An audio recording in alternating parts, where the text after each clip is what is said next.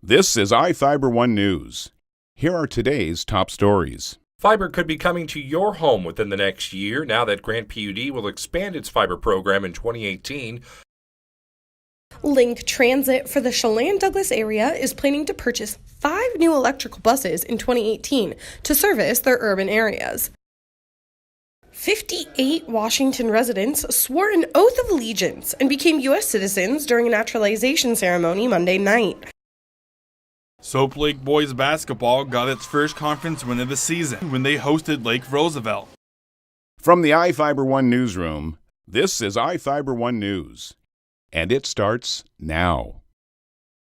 Fiber could be coming to your home within the next year now that Grant PUD will expand its fiber program in 2018.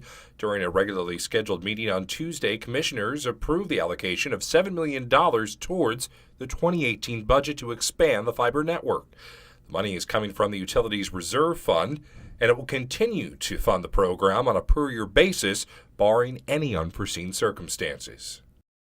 Let's rearrange how we prioritize those people to whom fiber would be extended.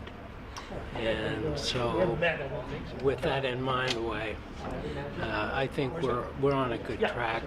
It'll still take a little while to get how we're going to prioritize, how we're going to set up neighborhoods where it might be sent to, but I'm excited. I've been a fiber proponent, so to get back in is good news. However, fees internet service providers pay for fiber access would increase by $3 a month.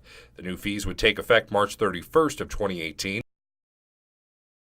This segment is brought to you by Maytag and the family Pooch have a lot in common. Both are loyal, both aim to please, and both are tenacious dish cleaners. But only one can sanitize.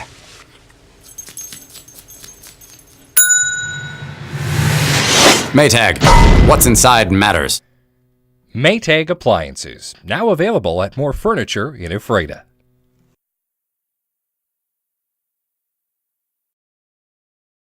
Link Transit for the Chelan-Douglas area is planning to purchase 5 new electrical buses in 2018 to service their urban areas.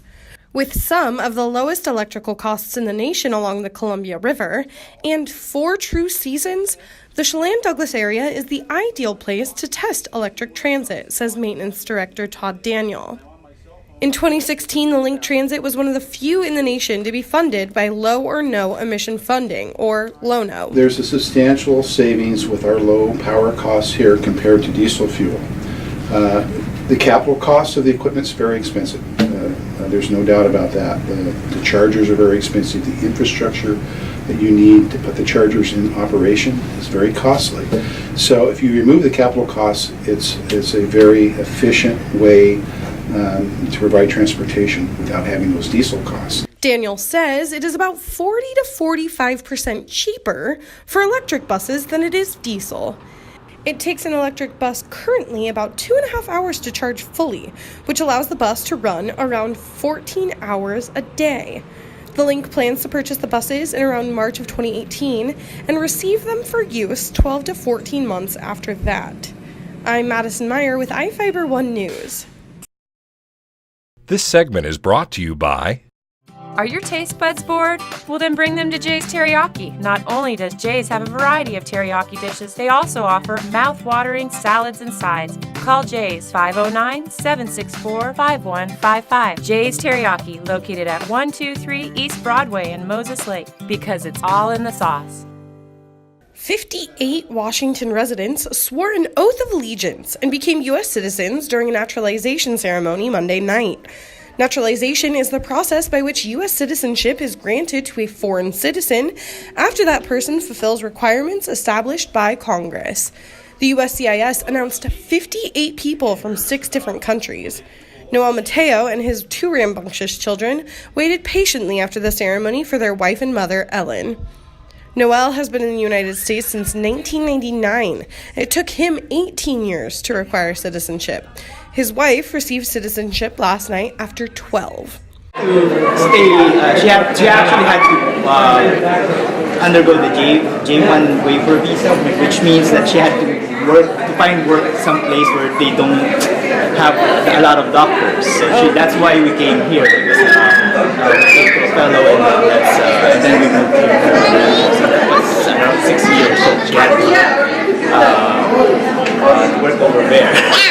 It's not always that easy, however. Some people have to face classes and tests. The naturalization test goes over U.S. government, geography, and history. That isn't easy, even for those who took history and government classes in the U.S. More information about applying for naturalization can be found on the USCIS website. I'm Madison Meyer with iFIBER 1 News.